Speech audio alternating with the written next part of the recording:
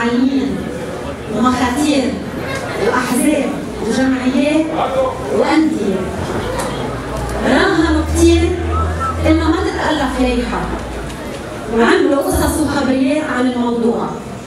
واليوم جوابنا عليهم بتأليف لايحة كاملة من 18 عضو من خيرة صبايا وشباب الضيعة.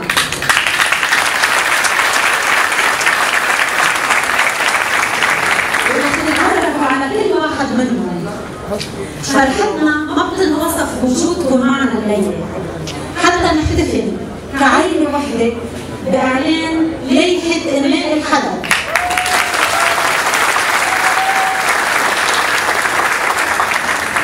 وهلا رح اترك الكلمة لشخص عاش طفولته وشبابه بالحدث، ضحى للدفاع عنه، وبس تسأله عن الموضوع بقول لك ما إلنا بالجميل.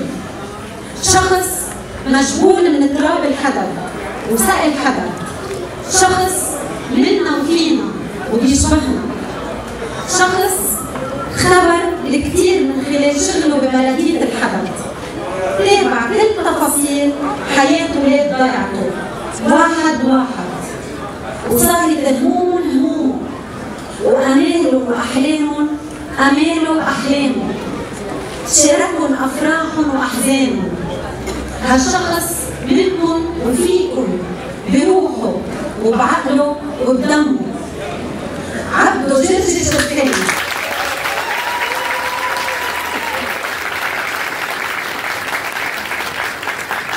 عبدو جرجي شرفان اللي قرر المواجهة كرمال الحدث اللي بتستاهل شخص بقدس ضيعته ما رح يفرط فيها، ومش عبدو جرجي شرفان اللي ببيع أرضه وضيعته.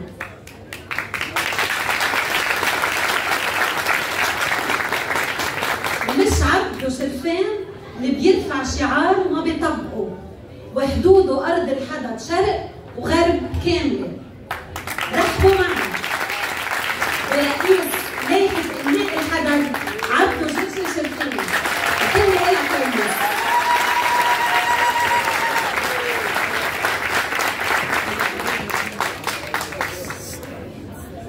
مساء الخير. بتطلع بالوجوه اللي موجوده، عم بتذكر يمكن في ناس مش شايفها من 9 سنين، شيء بكبر القلب. بالفعل شو ما اقول بكون مقصر تجاهكم. يا ريت فيني رحب كل واحد فيكم واوصف علاقتي فيه الشخصيه. أهالي أهل بلدة الحدث، عم نلتقي اليوم لنعلن لائحتكم، لائحة إنماء الحدث،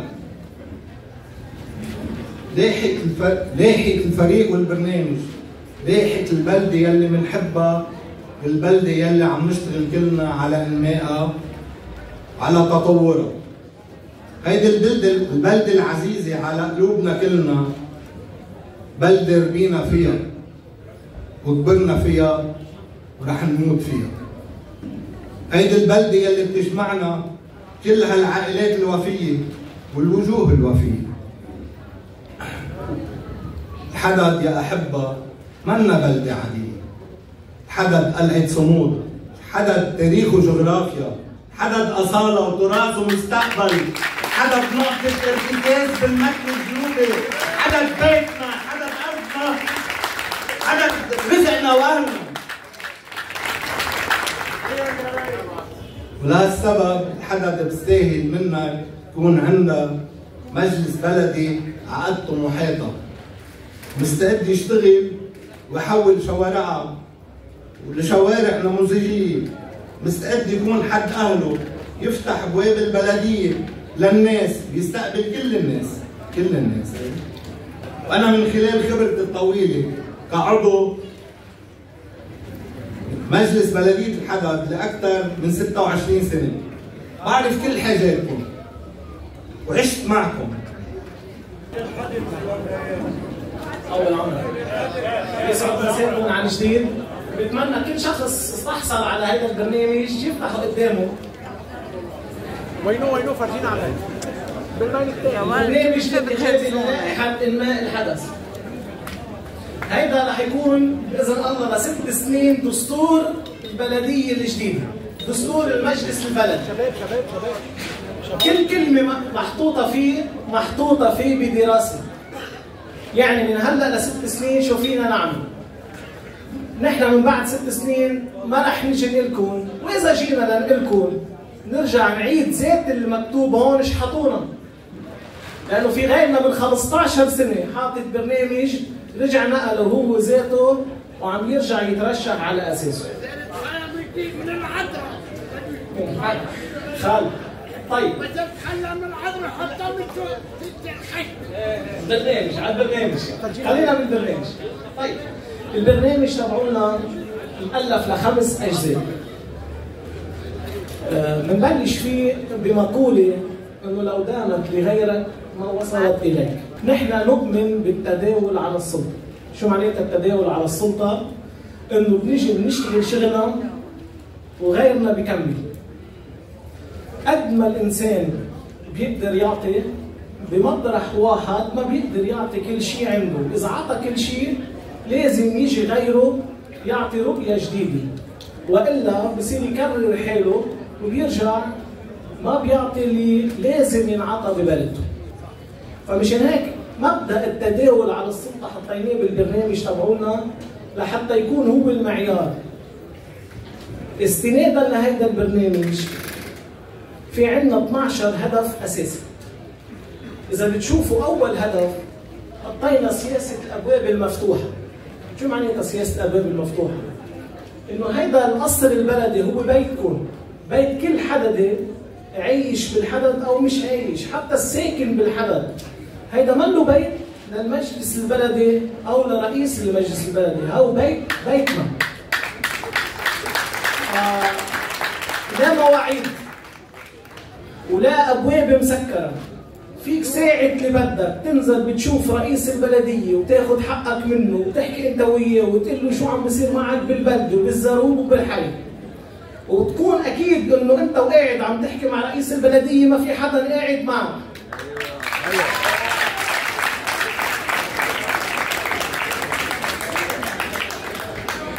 اثنين، الشفافية أهم شيء نشر ثقافة المحاسبة والمساءلة. نحن كل شهر رح يطلع شو فات على البلدية وشو طلع من البلدية. شو نحط كل ليرة بالبلدية وكل شيء انسحب بالبلدية. لأنه نحن عم نعمل شيء للمستقبل. نحن ما رح نصرف مصرياتنا مدري كم مليون دولار على الحفلات والسهرات بس لنجي نقول لكم عمرنا هيدا الحيط وزرعنا الزيتون. يعني مثل ما كان يصير قبل كل سنه كنا نصرف 200 ل 300 الف دولار. اذا بتجمعون ب 10 12 سنه كنا نحن قدرنا استملكنا مواقف للسيارات، وهذا ضمن البرنامج تبعونا. كنا بكل حي في عندنا عجقه سير كنا لقينا له مطرح يوقف سيارته. نحن ما بنصرفوا مصرياتنا لانه هو مصرياتكم. نحن ما بنجي بال 2010 2011 بنزفت وبعد شهر شهرين بتجي وزاره الاتصالات مدري وزاره المياه بترجع بتحفر. نحن بدنا نكون متصلين مع الدوله والمركزيه، يعني شو ما بدها تعمل بنعملها بالتنسيق. طيب هيدا البرنامج نحن حطيناه وما رح نجي نقول بعد 6 سنين ما خلونه. نحن عم نقول انه هيدا البرنامج اللي حطيناه رح نطبقه بحذافيره. بتمنى على كل شخص منكم يضلوا متابعنا يوم بيوم وساعة لما نقصر مثل ما قلنا سياسة الأبواب المفتوحة بينزل عند رئيس البلدية وبينزل على المجلس البلدي. نحن بدنا نغير مفهوم البلدية رئيس وبوليس. البلدية هي مجلس بلدي بيترأسوا رئيس المجلس البلدي. كل عضو مجلس بلدي بيتمتع بالحقوق والواجبات مثله مثل الرئيس. ما حدا أحسن من حدا، كلنا سوا متساويين في الحقوق والواجبات. رابع شغلة بنحكي عن الألفة والمحبة. نحن بدنا نرجع نربي الألفة والمحبة لأنه ما حدا بيعرف بعد دقيقة أو دقيقتين شو راح يصير. يمكن بيكون هون بعد فترة زمنية، يمكن ما بيكون. نحن عم نزرع للمستقبل. فمشان هيك الألفة والمحبة، وحتى وقت ترشحنا للانتخابات ترشحنا على أساس الديمقراطية. نحن ما بنقول عنهم أعداء، نحن بنقول عنهم خصوم. إلنا حق نترشح وإلهم حق يترشحوا، وصندوق الاقتراع هي اللي بتكون الفيصل بيناتنا. عندنا المشاركة الحقيقية واستشارة أهل العلم. بالبلدية الحالية هلا ما في اختصاص، يعني ما بتقولوا انه مثلا ايام كورونا كان في حكيم هو اللي عم بيلاحق. شخص واحد هو بيفهم بالزراعة وبيفهم بالطب وبيفهم بالهندسة وبيفهم يعني بكل شيء بيفهم. يعني بكل شيء. نحن هون بدنا نستشيركم، بدنا نستشير أهل الاختصاص. قد ما نكون شاطرين وقد ما يكون عندنا خبرة، ما راح يكون عندنا خبرة أهل الاختصاص. فكل شخص بده يكون فيه بده ينزل على البلدية ويساعدنا بكل فكرة لحتى نقدر نحن ننفذها. هلا الصحة العامة والبيئة الخضراء أكيد نحن بدنا نعمل حدائق. أكيد نحن ما بدنا نعمل زروب أو ممشى وطلع لي شجرتين هيك بقول هيدا هو. أنا ما بدي أولادي يروحوا يلعبوا بغير مناطق، بدي إياهم يلعبوا بالحديقة العامة بالحدث.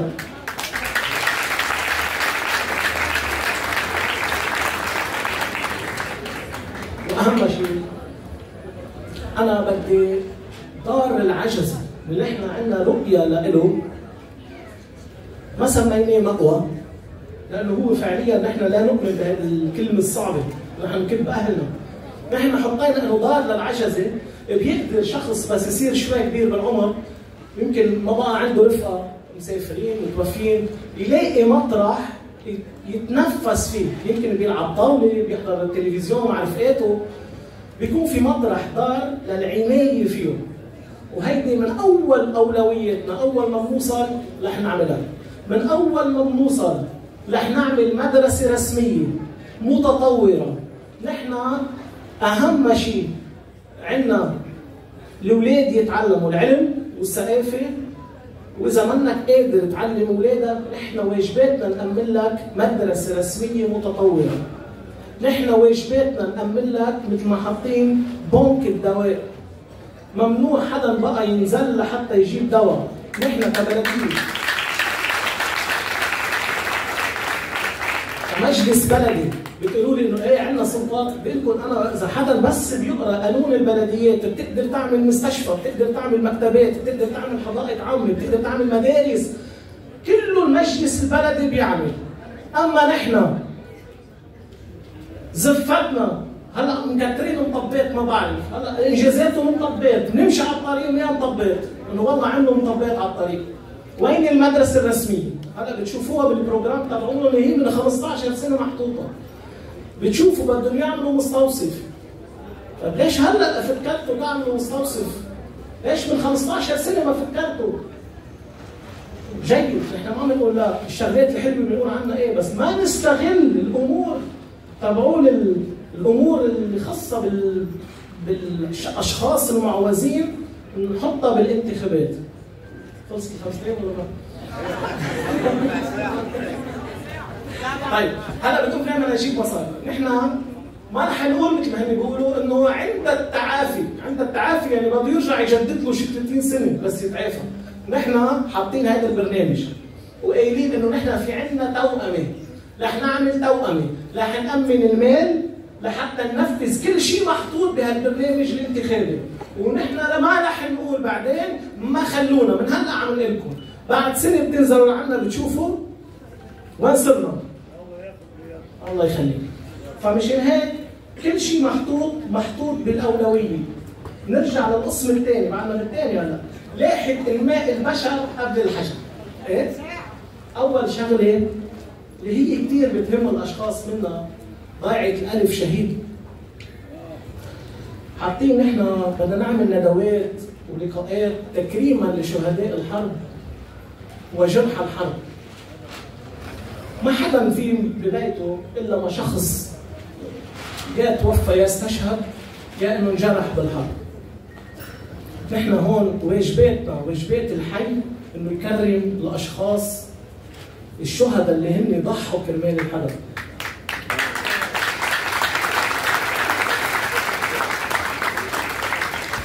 شغله تكريم المبدعين. من 15 سنه لهلا سمعتوا كرمكم شيء مبدع من الحدث؟ ما في حدا. ما تكرم مبدع، ما اندعم كاتب، ما انعمل شيء لشاعر. طب ليه؟ قصر البلدي من 3-4 طوابق وكله معمول على بس يعني في مطارح مرتبه، ليش ما بنستثمر كل هالمطارح؟ ليش نحن ما بنيجي نضوع هالافكار الحلوه اللي بتطلع من الحدث مثل غير مناطق؟ الصحه البلديه اللي كنا عم نقول الاولويه هو حطيناها الاهتمام بالمسنين، والاكثر انه نحن بدنا نعمل مكتب للتوظيفات. يعني ممنوع شخص، لا نحن عم نقول ممنوع، بس انه هيدا اخذناه عهد ووعد على حالنا. كل شخص بحاجه لشغل بينزل على هيدا المكتب، وكل شخص بده حدا يشتغل عنده بينزل على هيدا المكتب. نحن بهيدي الطريقه بنأمن اللي بده حدا يشتغل عنده، واللي بده يشتغل بيتأمن وبينحط بهيدا المكتب. نحن مش جايين مثل ما غيرنا اجى وكان في مكتب للخدمات UNDP تسكر. ليش يتسكر ما بعرف. هلا محطوط بعد 15 سنه بده يعمل مكتب. خي ما ليش سكرته من 15 سنه؟ طيب بس بعد ما مثل الحصان وقعد بالبيت. هيدي من الخمسه انا ما خصني، هو يعني ياخذ لي وقتي. طيب بعد عندي شغله. نحن من ناطرين كنا اولاد نلعب بالسان جورج، بملعب السان جورج. ومن 15 سنه شفنا برنامج انه بده ينعمل مدينه متطوره ورياضيه، وبعدنا لهلا بكل برنامج بينعمل بده ينعمل مدينه رياضيه. خي ماشي حلو بملعب عادي، بعدين بس يصير معنا مصاري بنعمل مدينه رياضيه، لا هون محولينه لمكب زباله. 15 سنه مكب زباله، ولا انه حدا يستفيد من اولاد الحدث او الساكنين فيها يروح يلعب بالملعب ده.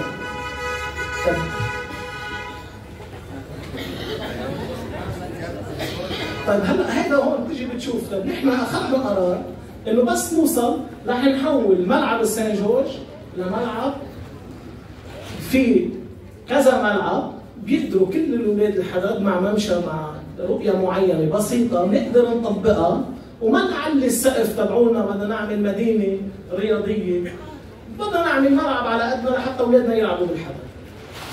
وكثير مهم اخر شيء الشباب والرياضه، نهتم كثير بالشباب. نعمل مراكز لمعالجه المدمنين على المخدرات، نقدر نحن نكون حدهم.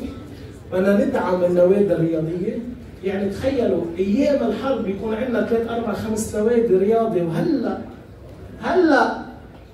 بهالعصر ما عندنا نادي رياضي، واذا عندنا نادي رياضي ما امنوا له ملعب بينزل بيتدرب بالمريجه.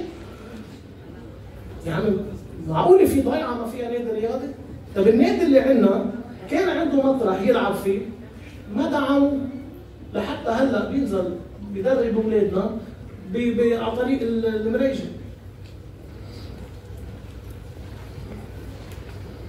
وسابعا هيدي شغله جديده عملناها، هي الوساطه لحل النزاعات سلميا. مش رح نكون ابو ملحم، بس انه قد ما فينا نحن نجرب هالالفه والمحبه اللي كنا حاكين فيها، نجرب في اشخاص يمكن بيعلقوا مع بعضهم بس ما بيكونوا فاهمين على بعضهم. رح يكون في مكتب بقلب البلديه، هيدا المكتب اسمه الوساطه لحل النزاعات سلميا، بيقدر يسعى بين الاخوه، بين الرفقه، بين الاشخاص اللي بس هيك متنازعين، بركي بيقدر يوفق بيناتهم. اذا وفق بيكون وفق، ما وفق المحاكم هي اللي بتبت فيهم. وانا بس اخر شغله ما كان بدي احكي عن الامان والامن والامان. بالنسبه للامان يعني داخليا وخارجيا كل العالم تحكي بالحدث. اكلنا قصف قد ما اكل قصف مدري بهيروشيما ما اكلوه، قد ما بنسمع بالحدث. طيب شو الحدث اللي تحت الطريق مش لنا؟ الحدث هي تحت وفوق وما عندنا اياها الا حدث وحده.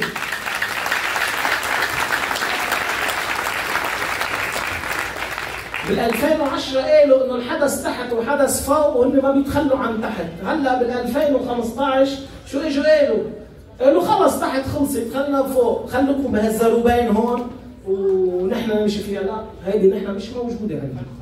نحن اهلنا هون وتحت وسقي الحدث عندنا اياه مقدس. واخر شيء بالنسبه للامن، يمكن الجماعه مش عايشين بالحدث، لكن اليوم عم تنسرق يا موتوسيكلات يا بيوت يا عالم عم تنشر. قدام البلديه انسرق الزلمه امبارح فقط. فنخفف شعارات شوي، وان شاء الله ب4 ايام تقروا البرنامج تبعولنا وحاسبونا على البرنامج، ما تحاسبوا على الشخص. هذا مدري شو وهذا مدري كيف. طلعوا بالبرنامج، إذا عجبكم البرنامج صوتوا لنا، إذا ما عجبكم حرين تصوتوا لمين ما بدكم، بس أكيد برنامج لائحة الحدث رح يعجبكم.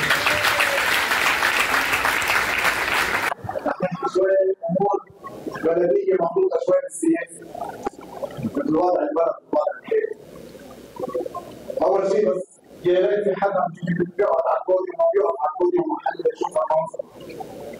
هذا المنظر مؤثر جدا للي هن مدعوين وللي هن داعمين. الجماعة يلي هن داعمين هو يلي اجوا لهون. لا فرقت معهم تربية ولا فرق معهم تربية ولا فرق معهم مواعيد الفوق ولا نخافوا انه بكره يقضون بعد الانتخابات. هم حاولوا يجوا لهون وفي منهم كثير. هؤلاء الناس امنوا بالانتخابات وهؤلاء الناس امنوا بالديمقراطية وهؤلاء الناس امنوا بالاستفتاء وهؤلاء الناس شعارنا نحن مبسوطين. بالوقت يلي بمحل اخر بفكر ديكتاتوري وبعادية ديكتاتورية وبنظام شمولي اجعلنا انا بدي اعمل استفتاء. نحن البلدية الوحيدة والناس الوحيدة اللي حاولنا اول انتصار لنا والاستفتاء ما في بدك تيجي على راسك على الانتخابات.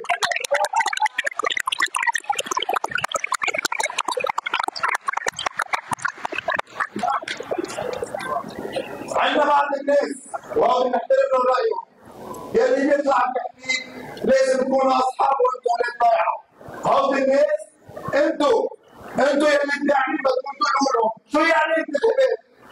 انتخابات يعني بدك تيجي معارضه تشوف شو مشاكل الموالاه وشو عملت اخطاء تشيلها تحطها تقعد محلها. هون وبفرنسا وبامريكا وبكندا وبكل المحلات. هيدي شغله الانتخابات. او روحوا على مجلس النواب البسوا ثوب اعملوا اخباري وخلوا رئيس البلديه يقعد يترعبوا تحت اليوم. بدكم تحكوا مع الموقع نحن بنحترمه. روحوا اعملوا لنا احتفالات ما بدكم وضلوا لنا اسبوع قبل بدكم نحن بنفكركم ونحن معكم. نحن مش جايين على البلديه نتفلسف ولا جايين على البلديه نحكي ولا جايين على البلديه نناول حكي طالع نازل. احنا حكينا مع الاستاذ عبده واتفقنا معه قبل ما نفوت. الرياس ما بقى بدنا، براديت وسيجاره ما بقى بدنا.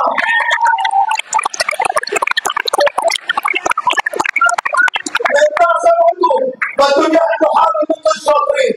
بدنا ننزل على الطريق، نفوت على المحلات، نفوت على بيوت الناس، نشوف شو اللي عجبهم وعلى شو متفقين، ندخل الويع ونشوف على شو مختلفين كيف بدنا نتفق على الطبيعه اللي نعمل ضايعه. نحن بدنا نجي مثل المريض والحكيم.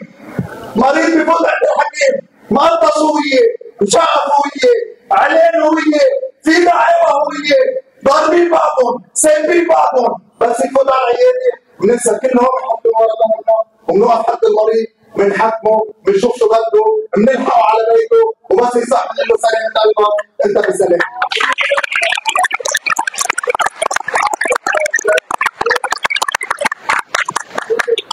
نحن اليوم ما جايين نعمل بروباغندا واستعراضات ونحط على صور 20 سياره للبلديه. البلديه مش سيارات، البلديه شرطه. البلديه ناس وروح. وانا بعرف من سنة شو بدي احكي عن هذا. مش معقول نفوت على بلدية مع ناس معطائين محروس اليكم اقتصاديا منكم بكل هالعالم. نجي نسمع واحد بده يعطي بيت مرته ليعلم بنته بالجامعة، والثاني ما قادر يدفع ولا قادر يشغل البيت، ليش؟ لأنه راح تدين مصاري مشان يحكي بشر ابنه، والثالث راح يتدين $100 من هون ومن هونيك تما يموت خيره، والرابع راح يطبقوا 20 يوم بس عنه بعيد عن اهله. نحن شو ما كان بأي أطر قانونية، بأي أطر أخلاقية بدنا نلاقي حل، لأن هول الناس المعطيين قعدوا 5 مرات أكثر وبيسهروا، مش هول اللي قعدوا 3 أشهر تحت الضرب وتحت الأذية وتحت كل هالخطورة هيدي أعطوهم $20 بونص على عيد الميلاد ورأس السنة. شرطة البلدية أهم طريق السيارة بعملية البلدية، وشرطة البلدية أهم طريق السيارة البلدية.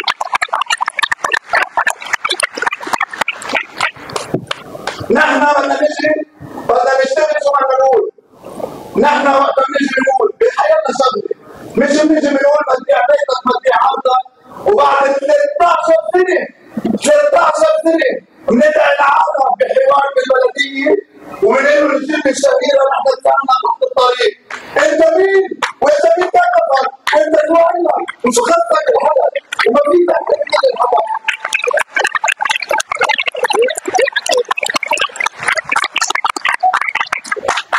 انت مين؟ بدي بيتك بدي عرضك وبعد 14 سنه صارت تبكي بمعرضتك انه في تغيير ديموغرافي شو بدي اعمل؟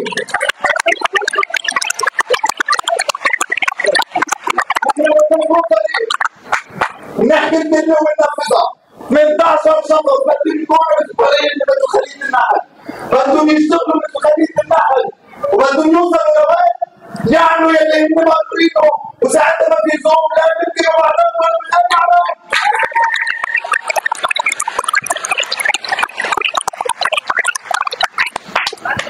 هيدي الاموال يلي موجوده بالبلديه ما في زوم بقى نصرفها على الزوم الفلاني المتروبوليتان بميادين الكوت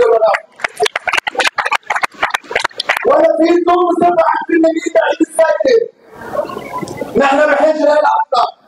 ولا في زوم بكره من عشاته من الارض يسمع عبيده عنده نزواته او عنده ركباته او ما بعرف شو عنده المياه ناخذ له شقفتين من المزرعه ونبص السله ولا بيجي واكثر من محمد كلاب بتاعت الانتاج ونصرف مصاري بتاعت الانتاج وتنزل علينا بحدائق وبشركه الزراعه وبنسميها طريق مسجد تحتيه بنسمى شركه الخضار ومصاري.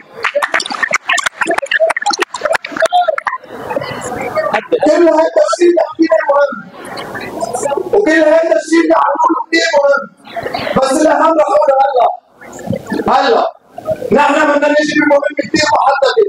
اهم من كل شيء حكيناه من 50 سنه لليوم اي رئيس بلديه اجى مع حكايه.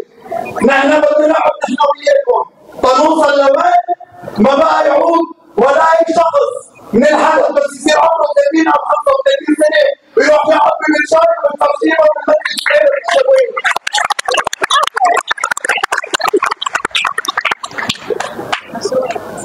هذا الكلام موجه لكل الناس وموجه لضمير كل الناس، وكل واحد يفكر بقلبه وكل واحد ما يخاف، لانه نحن لا خفنا قبل ولا بنخاف اليوم ولا بنخاف بكره ولا عندنا شيء اسمه وفاه بحياتنا.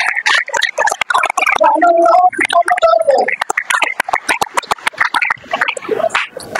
بنتمنى الكل بشكل ديمقراطي. انتوا عم تتخيلوا شغله، عم تتخيلوا رح نحكي بطريقه وجدانيه ضيعه قد 100,000 شهيد كرمال فكره، كرمال ما تروح تصير مجموعه ناكل ونشرب بلا لون وبلا طعمه، بنروح يحطوا لنا باش كاتب نمشي بالصف واخر شيء بينتخبوه باستفتاء بيجيب 99.999%. هيدا الشيء منه مقبول. 1000 شهيد مات لانه رفضوا كلمه استفتاء، وبعد 50 سنه بتمرقوا بالحدث اليوم بتتفرجوا على الصور بتحسوا حالكم بساحه المرج بالشام بال 95 وبال 90 وبال 85 وبال 80. هيدا شيء رفضوه الجايين نحن بنرفضه. هيدا الحدث بساحه المرج بالشام ولا رح تكون وما في استفتاء. وبرجع لكم باخر الحديث تفضل شرف على رقبتك على الانتخابات.